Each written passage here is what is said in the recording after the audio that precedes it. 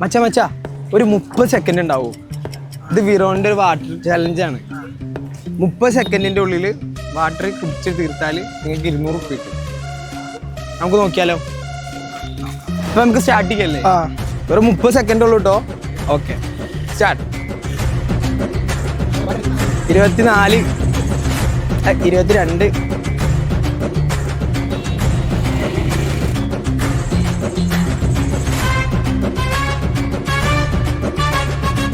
10 second ഉള്ളൂ. 7 second ഉള്ളൂ. 4 3 2 1. ഓ